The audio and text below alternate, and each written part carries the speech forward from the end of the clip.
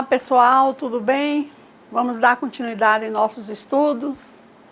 Na primeira videoaula, discutimos sobre as mudanças ocorridas na sociedade nesses últimos anos, proporcionadas pelos avanços tecnológicos e, consequentemente, nas escolas. Nessa segunda videoaula, apresento a vocês a unidade 2, continuidade da disciplina Tecnologias no ProEja, onde discutiremos sobre as bases teóricas para o uso da tecnologia no ProEja.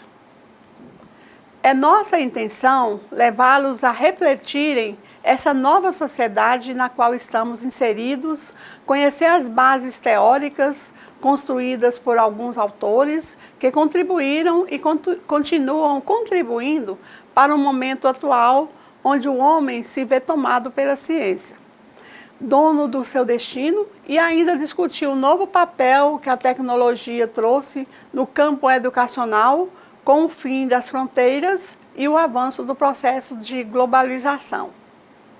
Vamos direcionar nossas reflexões sobre o uso das tecnologias na educação com base nas orientações teóricas sobre o uso do computador na escola.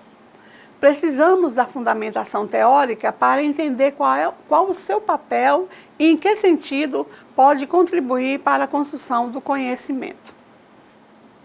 Segundo Popper, os computadores deveriam servir como instrumentos que ajudam a pensar para realizar projetos e como fontes para criar novas ideias e conceitos. Galvez afirma que o computador deveria ser usado no processo de ensino-aprendizagem antes de qualquer outra coisa, como um meio para implementar o que com outros meios não seria possível ou seria difícil obter. Percebe-se nesses autores a preocupação em não fazer do computador uma simples transferência de ações que já ocorrem com a utilização de outros meios, e sim buscar novas possibilidades que possam, sobretudo, valorizar o papel do professor como mediador do processo de aprendizagem. Nessa perspectiva, para contribuir com a aprendizagem, é necessário que pensemos no uso do computador dentro de uma abordagem que permita a ação do sujeito e a reflexão sobre essa ação. A questão principal para essa possibilidade implica em perguntar: qual é o caminho? O que fazer? A resposta a esses questionamentos é o que pretendemos fazer no decorrer desse estudo. Antes de aprofundarmos mais no conteúdo, vamos obter mais informações sobre esse autor de quem estamos falando. O professor Popper foi pioneiro no estudo do uso de computadores na educação. Desenvolveu no final dos anos 1970 a linguagem Logo, que fazia uso da programação de computadores no aprendizado da criança. Nos anos 80, Popper desenvolve o brinquedo Lego Logo, uma espécie de robô infantil, que faz uso de motores, sensores e outros componentes eletrônicos conhecidos mundialmente. Prosseguimos com a fundamentação teórica proposta nessa unidade. Os usos pedagógicos do computador são explicados, seja sob o prisma do desenvolvimento humano, por estágios Piaget, seja pela busca da educação popular e libertadora, de Freire, seja pelo construtivismo, pela interação social, pela história, cultura e linguagem de Vygotsky. Como seria de se esperar, os estudos acerca das teorias da educação e dos processos pedagógicos com a utilização das tecnologias seguem as tendências pedagógicas clássicas como o construtivismo, o desenvolvimento por fases de Piaget, o instrucionismo de Skinner e a educação popular de Paulo Freire. Podemos dizer que estar em sintonia com essas questões é o caminho?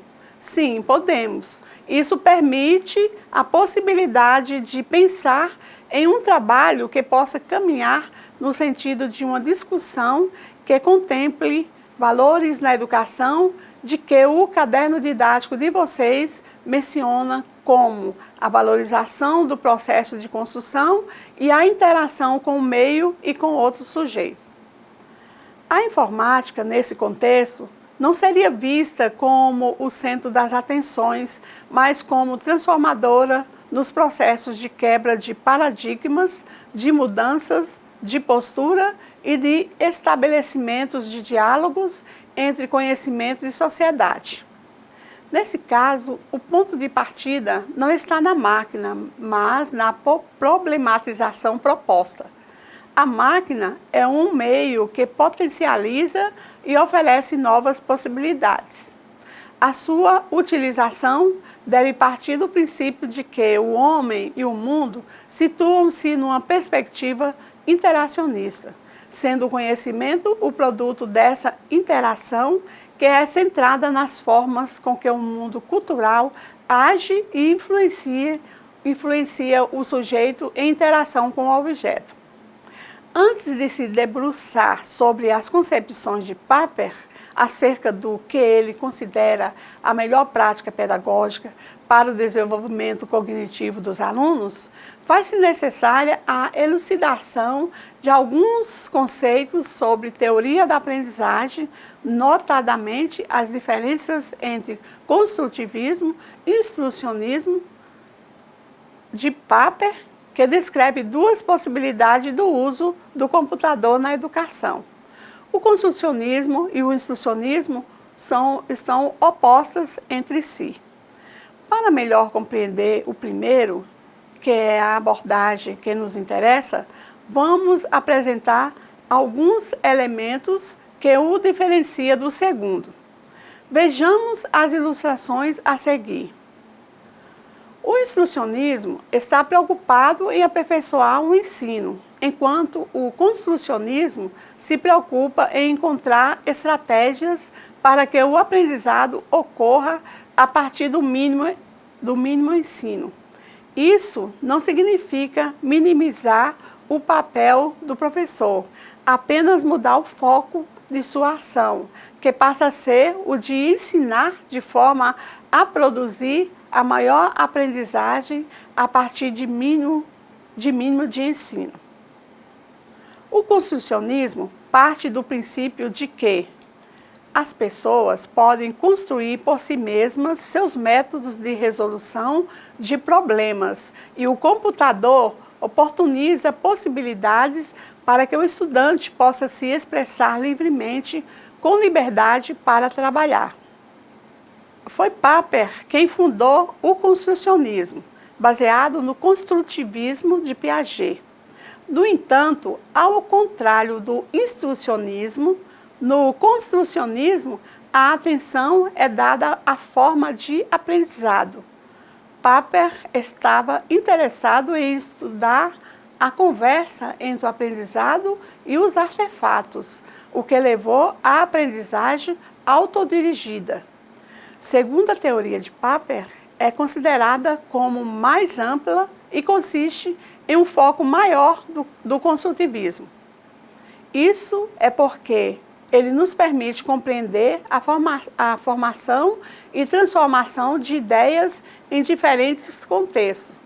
Nesse sentido, pode-se identificar uma clara mudança entre as duas teorias, já que o construcionismo destaca claramente o indivíduo em vez de o universal. Esse pensador acreditava que a expressão de sentimentos individuais é vital, pois permite que eles sejam compartilhados e também afeta as nossas ideias, e que isso influenciou o processo de autoaprendizagem do aluno. Afirmou ainda que o conhecimento se baseia em contexto. Observem a seguir um trecho da fala desse pensador, Papert, que disse o seguinte: o construcionismo, minha reconstrução pessoal do construtivismo, atribui especial importância ao papel das construções no mundo como apoio para o que ocorreu na cabeça, tornando-se, deste modo, menos uma doutrina puramente mentalista. Para ele, no processo educacional, o estudante é considerado como um aprendiz inato, que mesmo antes de chegar à escola, possui conhecimentos adquiridos por meio de uma aprendizagem natural, espontânea e intuitiva, e que essa aprendizagem se dá via exploração, busca e investigação, caracterizada como uma real autoaprendizagem. Esse autor teve grande influência de Piaget, mas bebeu também na fonte vigotskiana, de Vygotsky, vou falar. Repete? Este autor teve grande influência de Piaget, mas bebeu também na fonte de Vygotsky. A ostensiva defesa de que o ambiente, mais do que o professor em sala de aula, é fundamental para a aprendizagem satisfatória de aritmética por parte da criança. A ideia de que a construção do conhecimento se dá principalmente na maneira como as pessoas se relacionam com o meio, ou seja, as condições que este oferece para exercitar o pensamento qualitativo, está embutida na filosofia do Logo, ambiente computacional originalmente concebido por Popper. Para ele, o computador pode concretizar e personalizar o formal e permitir abordar de forma concreta os conhecimentos até então somente acessíveis via processos formais, contribuindo na passagem do pensamento concreto para o abstrato, que é uma visão piagetiana. A proposta que esse autor apresenta tem o Logo como referência e a utilização de softwares educacionais que possam fazer a materialização dessas concepções em meio virtual, a fim de propiciar uma interação do aprendiz com um ambiente gráfico que implemente um estilo computacional, no caso do Logo de geometria da tartaruga. Vejamos agora o computador no processo ensino-aprendizagem. Vamos avançar um pouco mais com esse conteúdo para compreender o computador no processo ensino-aprendizagem sendo utilizado como um recurso didático. O seu objetivo na educação, por exemplo, não é dar aula de informática. Usar o computador como recurso didático significa utilizá-lo para ensinar e ajudar o aluno a aprender. Segundo Valente, 1998, existem duas ideias em relação ao uso do computador na educação. Vejamos. A primeira ideia: o computador serve para facilitar o processo ensino-aprendizagem. Nesta perspectiva, usamos o computador da mesma forma que utilizamos outras tecnologias, como o micro-ondas, a televisão, o DVD, para facilitar a nossa vida cotidiana. E a segunda ideia: o computador como recurso didático para promover a aprendizagem. Para D'Ambrosio, 1999, página 5, educação é ação. Um princípio básico é que toda ação inteligente se realiza mediante estratégias que são definidas a partir de informações da realidade. Portanto, a prática educativa, como ação, também estará ancorada em estratégias que permitem atingir as grandes metas da educação. As estratégias, por sua vez, estão apoiadas em ferramentas, recursos que viabilizam sua realização. Assim, mais do que nunca, os professores estão recorrendo à tecnologia. Ao contrário do senso comum de que a informática facilita o processo ensino-aprendizagem, argumento da primeira ideia, o computador dificulta o processo, considerando que o conhecimento não é repassado para o aluno, nem instruído e ensinado, podendo enriquecer ambientes de aprendizagem, onde o aluno, interagindo com os objetos desse ambiente, tem chance de construir o seu conhecimento. O aluno é construtor do seu próprio conhecimento. Assim, o paradigma instrucionista vai sendo substituído pelo paradigma construcionista, onde a ênfase está na aprendizagem, na construção do conhecimento, ao invés de estar no ensino, na instrução. Segundo Valente, o computador tem sido usado na educação como máquina de ensinar, que consiste na informatização dos métodos de ensino tradicionais. O professor implementa no computador uma série de informações que devem ser repassadas ao aluno, na forma de um tutorial, exercícios e prática ou jogo. Dessa forma, o computador não contribui para a construção do conhecimento, pois a informação não é processada, mas simplesmente memorizada. Ele afirma também que não é o objeto que leva à compreensão, não é o computador que permite ao aluno entender ou não um determinado conceito. A compreensão é fruto de como o computador é utilizado e de como o aluno está sendo desafiado na atividade de uso desse recurso. A abordagem denominada por Popper de construcionismo permite que o aprendiz possa construir seu conhecimento através do computador. Segundo essa concepção, a construção do conhecimento só acontece quando o aluno constrói um objeto de seu interesse, um texto, um programa e etc. Para Valente, 1998, a diferença entre a teoria de Piaget e o construcionismo de Popper, 1994, é que o conhecimento é construído através do computador, que é utilizado como uma ferramenta de aprendizagem. As construções feitas no computador são meras representações daquilo que já se construiu anteriormente na cabeça, e o retorno do ambiente oportuniza reformulações das hipóteses para novamente testá-las, refinando sua formulação inicial, o que se configura no ciclo de descrição, execução, reflexão, depuração. Ao proceder dessa forma, o estudante necessariamente se defronta com conceitos importantes para a aprendizagem. O mapa conceitual, a seguir, resume essa ideia. O que são mapas conceituais?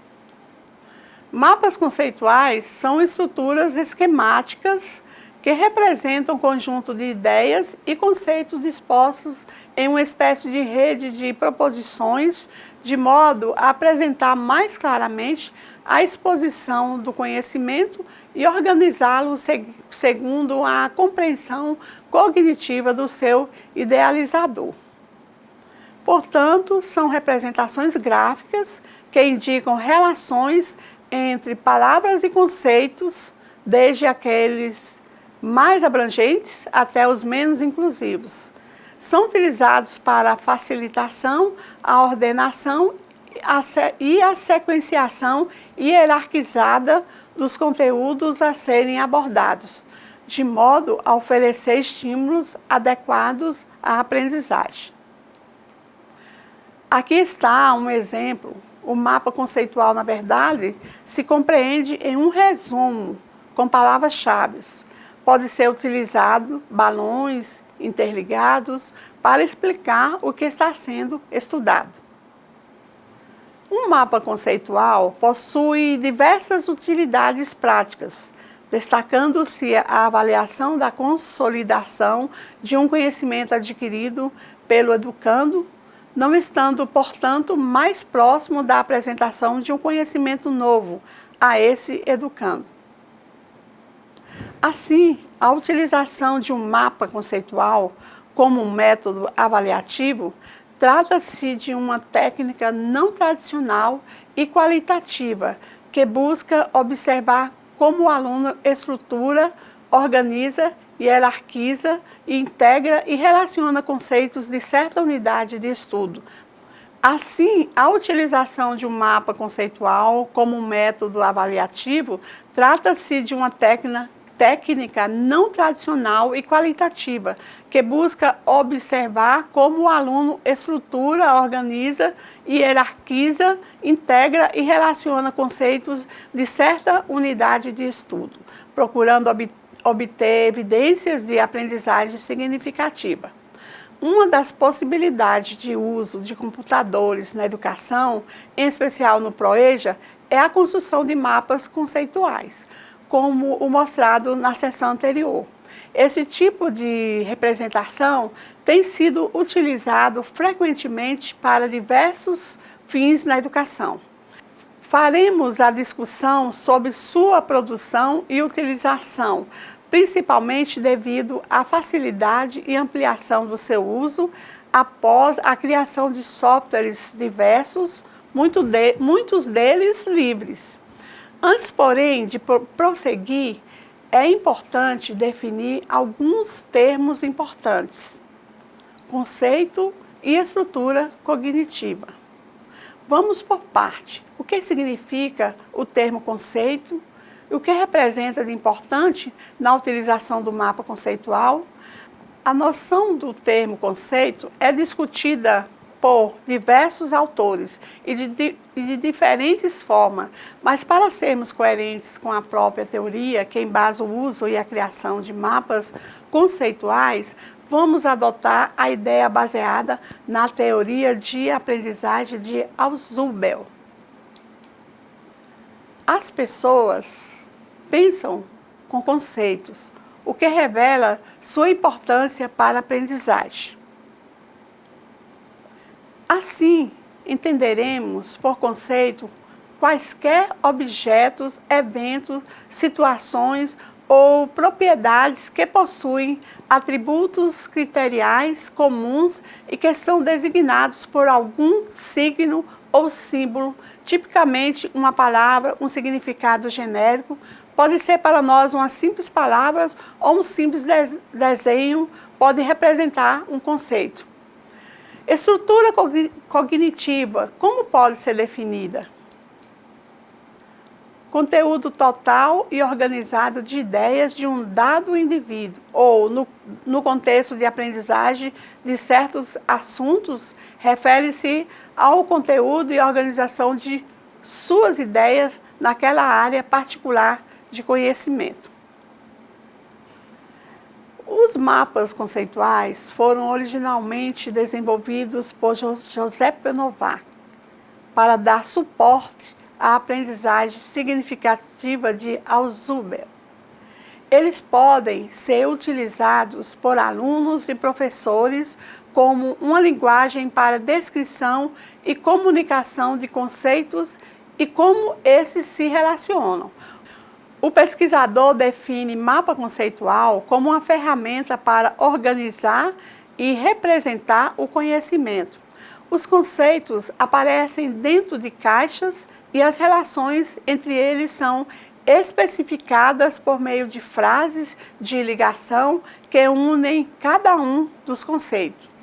Dentre as aplicações de mapas conceituais no trabalho do professor, citamos: ensinar determinado conteúdo, introduzindo-o como sistematização, como instrumentos de avaliação de aprendizagem, como instrumentos para análise e o planejamento do currículo e de aula. Novak, 2000, considera o mapa conceitual como uma ferramenta de representação do conhecimento, ou seja, um suporte para o trabalho em diferentes campos conceituais, que tem como principal objetivo facilitar a aprendizagem, criação e utilização desse conhecimento. Basicamente, porque são diagramas que explicam conceitos de uma fonte de conhecimento hierarquicamente organizados e as relações entre esses conceitos, cuja estrutura deve estar de acordo com a própria estrutura da fonte.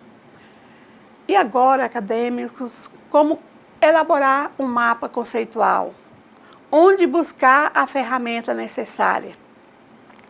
O CEMAP Tools é uma ferramenta para elaborar esquemas conceituais e representá-los graficamente, ou seja, é um programa que auxilia a desenhar mapas conceituais.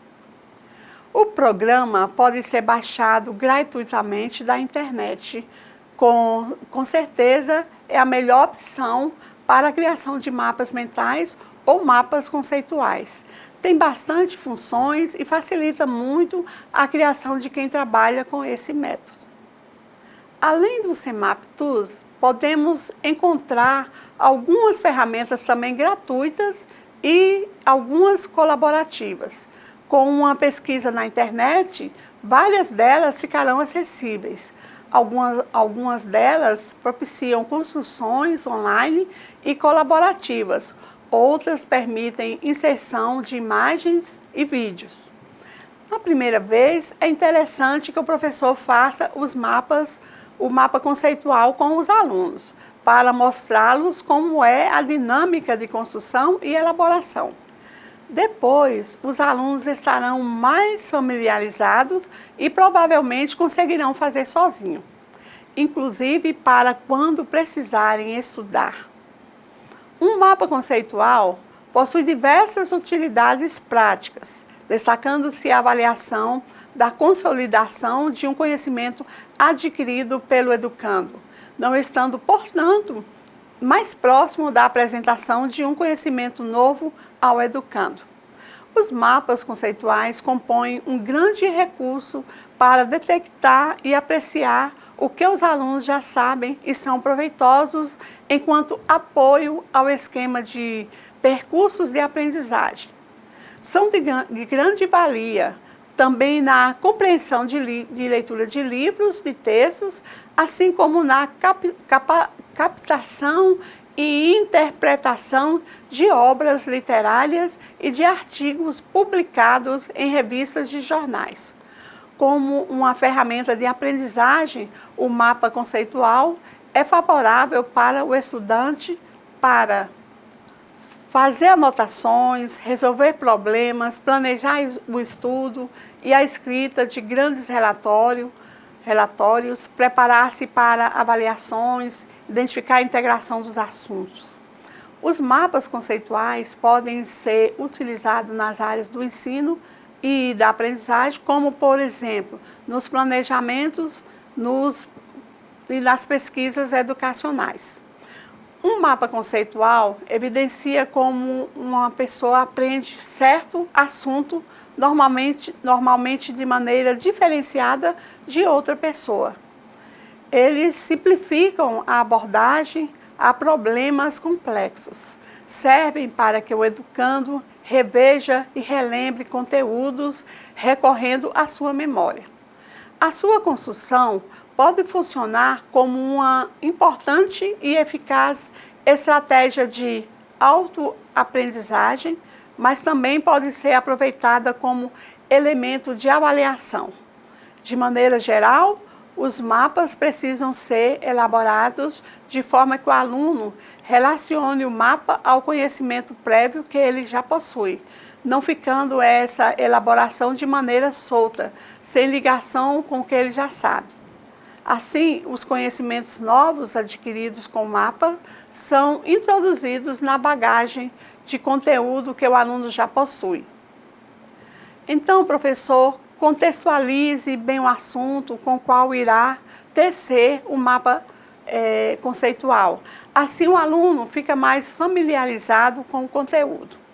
Além de todas essas vantagens e facilidades, ele também pode ser usado em várias disciplinas e com vários temas. São muitas as sugestões maravilhosas para a prática do educador em sala de aula, concordam? Espero que você, pós-graduando, utilize esses recursos em suas aulas e aproveite o que de bom eles oferecem no processo de aprendizagem dos alunos. Vamos progredir mais com a aprendizagem do alunado, inserindo na nossa discussão a aprendizagem significativa. O que é a aprendizagem significativa? seria um fato novo ou ampliação do assunto que está sendo tratado aqui? Vejamos.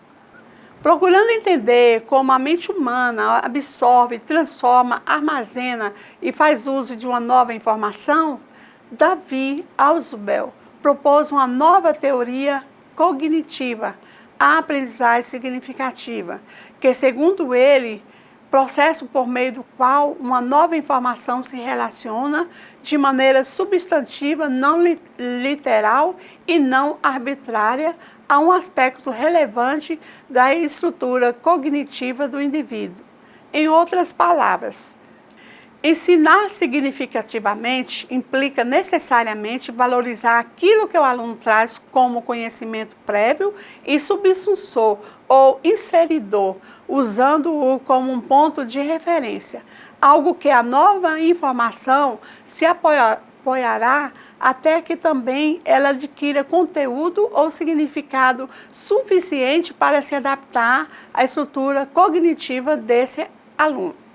Sua atividade mental na construção de novos conhecimentos é o elemento-chave da aprendizagem. É importante esclarecer o que representa essa palavra citada nessa discussão do conhecimento, subsunsor. Em linhas gerais, é um termo simples, é o nome que se dá a um conhecimento específico existente na estrutura de conhecimentos do indivíduo, que permite dar significado a um novo conhecimento que lhe é apresentado ou por ele descoberto. Tanto por recepção como por descobrimento, a atribuição de significados a novos conhecimentos depende da existência de conhecimentos prévios especificamente relevantes e da interação com eles.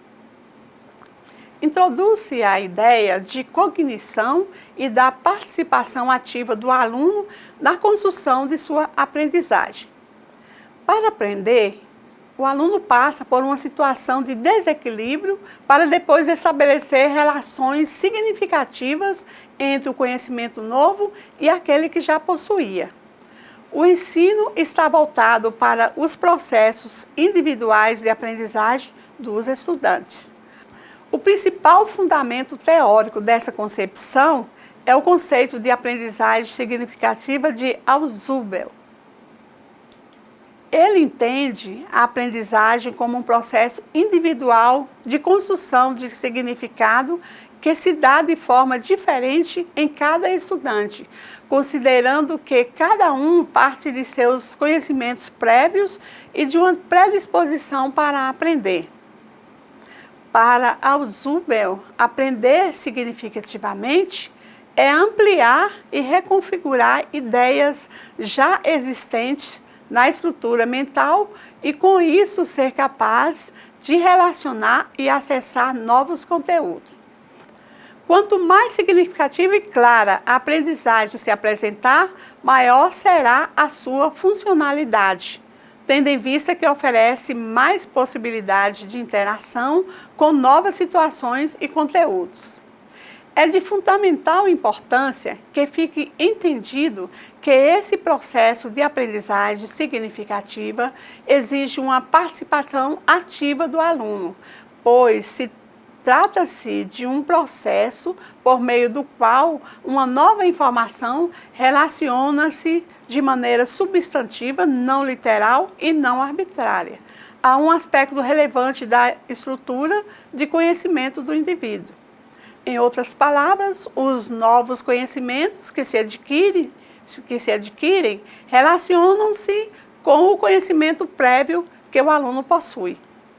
Em todas as instâncias nas quais educadores reúnem-se para discutir sobre educação, parece haver um consenso de que a educação básica deveria visar fundamentalmente uma preparação para o exercício da cidadania, cabendo à escola formar o aluno em conhecimentos, habilidades, valores, atitudes, formas de pensar e atuar na sociedade através de uma aprendizagem que seja significativa. Uma aprendizagem significativa está relacionada à possibilidade de os alunos aprenderem por múltiplos caminhos e formas de inteligência, permitindo aos estudantes usar diversos meios e modos de expressão. De fato, se analisarmos os princípios dessa aprendizagem, já não parece ter lugar a concepção dominante de inteligência única, que possa ser quantificada e que sirva como padrão de comparação entre pessoas diferentes para apontar suas desigualdades. É importante reiterar que a aprendizagem significativa se caracteriza pela interação entre conhecimentos prévios e conhecimentos novos, e que essa interação é não literal e não arbitrária, como já dissemos. Nesse processo, os novos conhecimentos adquirem significado para o sujeito e os conhecimentos prévios adquirem novos significados ou maior estabilidade cognitiva. As atividades colaborativas, presenciais ou virtuais, em pequenos grupos, têm grande potencial para facilitar a aprendizagem em discussão, porque viabilizam o intercâmbio, a negociação de significados e colocam o professor na posição de mediador.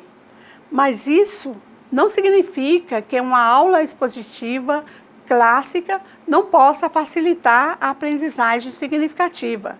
É bem verdade que o ensino expositivo tradicional normalmente promove a aprendizagem mecânica. Porém, mapas conceituais, por exemplo, também podem incentivar a aprendizagem mecânica na medida em que houver um mapa correto ou um mapa padrão que os alunos devem aceitar, seguir e memorizar. O mesmo raciocínio vale para os diagramas. A facilitação da aprendizagem significativa depende muito mais de uma nova postura docente, de uma nova diretriz escolar, do que de novas metodologias, mesmo as modernas tecnologias de informação e comunicação.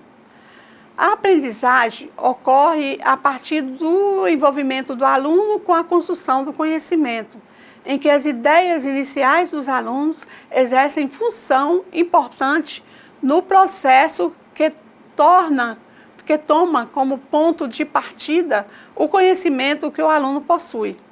O conhecimento prévio que o aluno traz consigo é muito importante, pois ele precisa comparar o modelo ao mundo real, para se certificar de que suas concepções espontâneas a respeito do assunto que está sendo modelado têm fundamento ou não. Percebemos que o mundo mudou. Os educadores precisam acompanhar o pensamento tão ágil desse homem do futuro que já se encontra na escola desde os primeiros anos de vida como sua casa, na utilização da televisão, as ruas, os shoppings com grandes opções eletrônicas, bem como outros recursos que são manuseados pelas crianças, jovens e adultos no seu dia a dia. Ressalta-se, então, que ao ingressarem na escola, jovens e adultos que já adquiriram um aprendizado informal terão acesso ao aprendizado escolar que está direcionado para a assimilação de fundamentos do conhecimento científico de modo sistematizado. Sendo assim, esse aprendizado produzirá algo novo no desenvolvimento mental desses sujeitos, e a escola precisa estar preparada para que a aprendizagem significativa ocorra no processo de ensino-aprendizagem, acreditando que o uso adequado das tecnologias na educação, em destaque o computador, objeto desse nosso diálogo, possibilita a predisposição para aprender, pois se trata de recurso relacionável ao conhecimento prévio do aluno. A escola, nessa prática, deve oportunizar a criação de ambientes de aprendizagem, sugerir desafios como forma de estímulos e possibilitar explorações que conduzam às descobertas e promovam a construção do conhecimento. Com isso, a educação se torna melhor para todos, como afirma Paulo Freire. Jamais podemos perder a esperança em construir uma educação melhor. E para que isso aconteça, devemos refletir sobre nossa prática, sobre as atividades desenvolvidas e como elas são utilizadas, uma vez que essas podem tanto levar à submissão, à conformação com a realidade ou à transformação desta. Chegamos ao final dessa unidade de ensino. Vimos hoje que o computador, como ferramenta de aprendizagem, proporciona ao educador, ao educando, uma integração que modifica a visão tradicionalista de ensino, pois é exatamente nessa abordagem que os perfis se modificam significativamente e a colaboração entre os pares se fazem necessárias. De um lado, o professor que facilita a aprendizagem, do outro, o aluno que, além de participar ativamente da aula, interage com o computador, com o educador, colegas, produzindo atividades mais significativas como formatação de textos, resolução de problemas, criação de gráficos, tabelas e planilhas, confecção e apresentação de slides, pesquisa em banco de dados, edição de áudios, imagens, vídeos e muitas outras infinidades de ações que a ferramenta permite. E você, educador, é parte importantíssima nesse processo de ensino. Espero que esse nosso contato possa contribuir para que novas possibilidades metodológicas sejam implementadas no ambiente escolar. Até a próxima aula.